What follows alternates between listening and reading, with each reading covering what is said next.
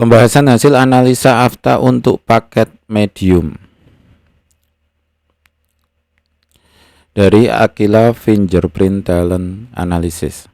Yang pertama kita bahas yaitu ilustrasi pola. Di sini bukan pola asli, cuma ilustrasinya aja. Jadi apa ya kira-kira yang mendekati aja.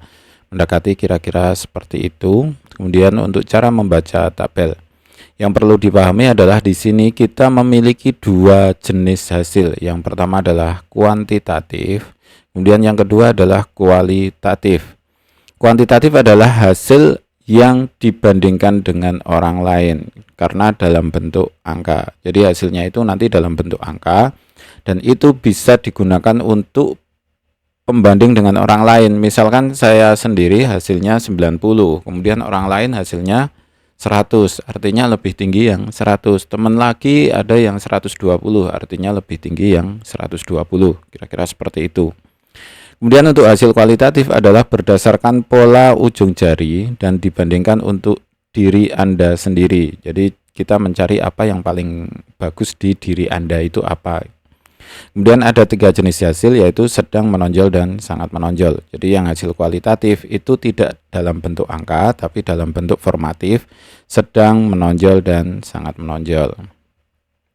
Ada sebuah kemungkinan di mana hasil kualitatif itu menonjol namun hasil kuantitatifnya itu rendah. Jadi intinya adalah tabel hasil itu, tabel yang kita sajikan itu terdiri dari dua perhitungan yang berbeda, baik kuantitatif maupun kualitatif. Maksudnya seperti apa?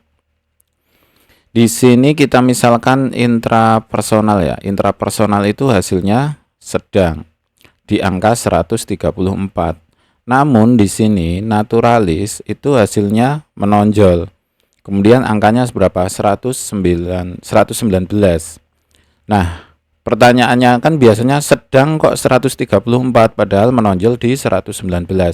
Intinya adalah dua tabel yang dijadiin satu. Jadi hasil ini, hasil yang di sini itu berbeda dengan hasil yang ada di sini. Jadi ini dua tabel yang dijadikan satu. Hasil ini tidak saling menjelaskan.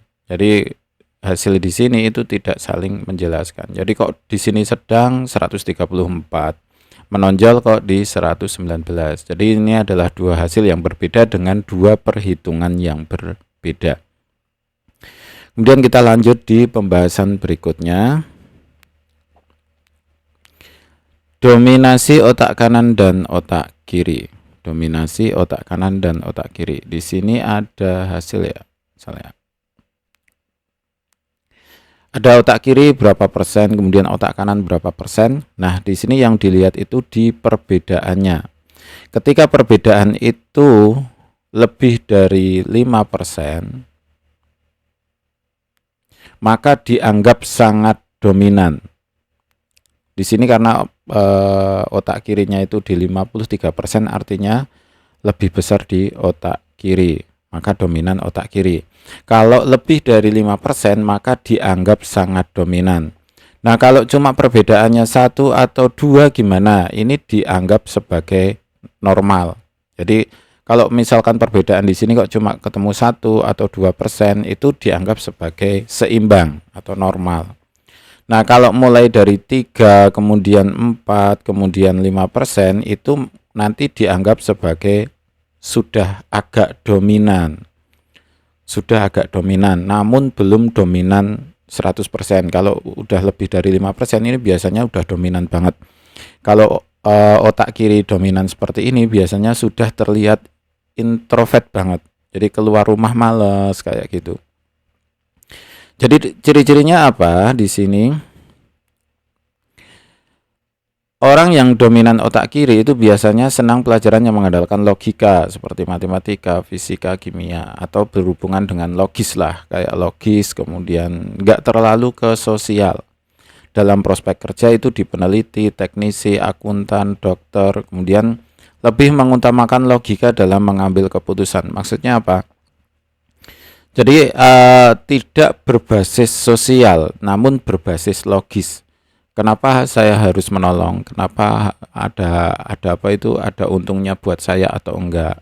Kemudian kenapa harus menyapa orang gitu kan? kenapa harus menyapa? Kan nggak harus juga, kalau ya intinya logis gitu ya, pikirannya itu terlalu logis seperti robot gitu.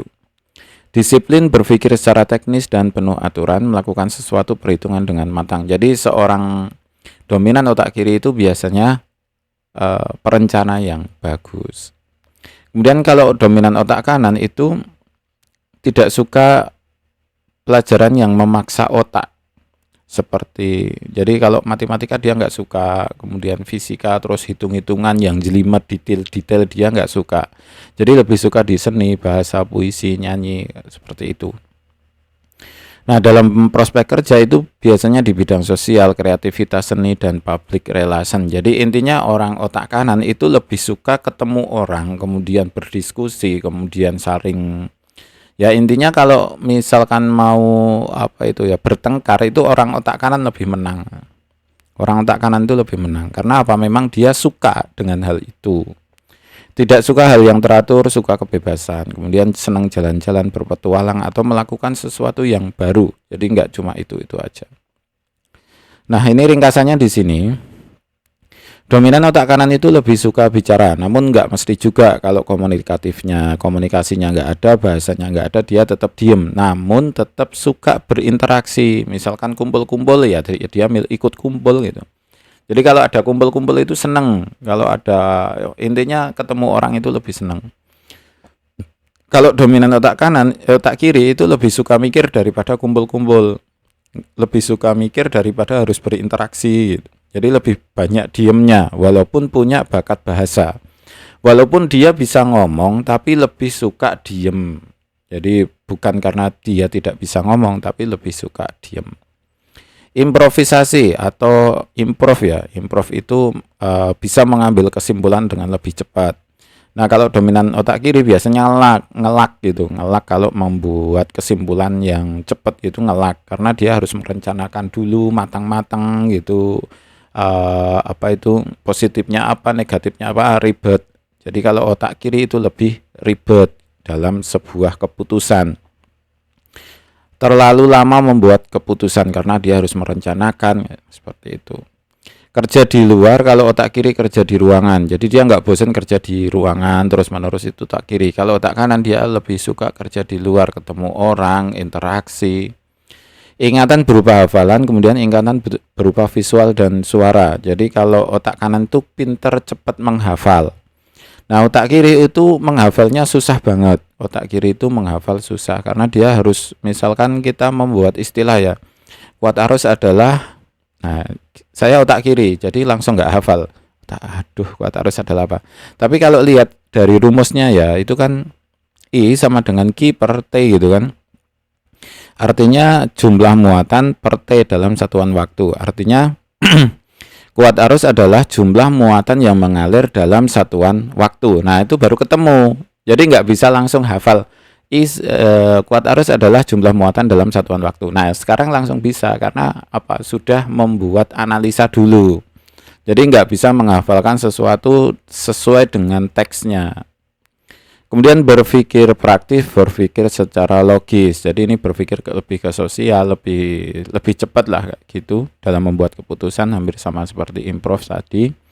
Berpikir dengan logika, nyaman di keramaian, nyaman ketika sendirian. Jadi lebih suka di keramaian kalau otak kanan, otak kiri lebih suka sendirian. Jadi biasanya otak kiri itu kita kenal dengan introvert kayak gitu. Kalau ini dominan, kebalik ya, kebalik. Kalau otak kanan itu biasa dikenal dengan ekstrovert.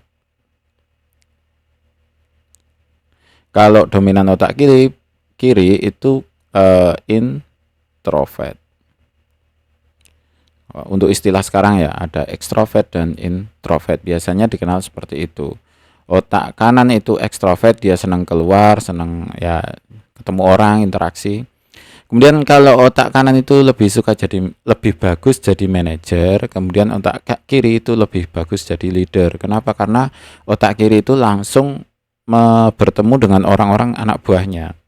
Jadi dia jadi pemimpin teknis kerja gitu bisa. Nah, otak kiri biasanya lebih suka jadi leader, jadi tidak bertemu langsung dengan orang-orang yang ada di bawahnya. Kalau pemimpin itu kan jarang ketemu, yang ketemu cuma orang-orang itu aja. Kemudian orang itu akan mendelegasikan ke bawahnya lagi. Kemudian otak kanan itu ke marketingnya atau penjualannya, dominan otak kiri ke produksinya. Kemudian dominan otak kanan ke orientasi tujuan, kemudian orientasi detail. Kalau otak kanan itu tujuan itu jelas, kemudian apa yang dia kerjakan itu sesuai dengan tujuannya, itu lebih bagus. Nah, dominan otak kiri itu malah kadang lupa dengan tujuan karena dia fokus dengan detail-detailnya. Jadi dia lebih fokus dengan detail-detailnya, lupa dengan tujuan besarnya gitu. Jadi aneh juga, tapi memang terjadi seperti itu. Nah, apakah hasil ini itu permanen? Tidak. Jadi hasil otak kanan otak kiri di sini itu bisa berubah. Jadi tidak permanen. Jadi intinya enggak permanen. Jadi ini bisa berubah. Nah, misalkan beberapa kasus itu sebenarnya sama. Beberapa kasus yang pernah saya tangani itu ada anak yang malas belajar. Dia malas belajar, suruh belajar malas, baca malas, ya intinya kok disuruh mikir itu malas banget. Ketika dianalisa dia di dominan otak kanan. Jadi ketika dianalisa dia di dominan otak kanan. Jadi dia itu pulang sekolah langsung dolan itu bahasa main ya. Pulang sekolah langsung main, kemudian ngaji, habis ngaji dia main lagi, habis maghrib dia main lagi sampai malam. Terus pokoknya pulang itu cuma makan gitu aja. Setelah makan langsung pergi lagi. Nah, ini ketika dibiarkan terus-menerus, maka dia akan ketinggalan di sekolahnya. Sekolahnya akan ketinggalan. Jadi, sementara sih sebenarnya nggak apa-apa untuk SD, SMP gitu. Namun, ketika nanti SMA akan keteteran. Kenapa? Karena pelajaran di SMA itu menyambung antara pelajaran SD dan SMP, dan ketika sudah terlalu ketinggalan jauh maka dia nggak akan bisa, ya bisa, namun sudah males gitu, sudah males pengen belajar. Nah, cara penanggulangannya gimana? Sedikit demi sedikit. Jadi intinya ini bisa dirubah ya, ini bisa dirubah. Ketika misalkan ini kan tadi habis sekolah langsung pergi, habis ngaji langsung pergi, malam pergi lagi. Nah, kita batasi aja habis maghrib dia di rumah, kemudian dia harus les gitu kan. Jadi manggil guru les.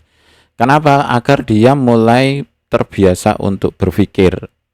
Jadi masalah di otak kanan dominan itu dia malas mikir. Jadi pinginnya main itu. Jadi masalah di situ. Kemudian kasus yang kedua, otak kiri dominan. Jadi dia cuma di kamar terus. Kemudian suruh keluar, suruh interaksi, ketemu orang dia nggak bisa. Nyapa gitu dia nggak mau. Terus terlalu terlihat pemalu.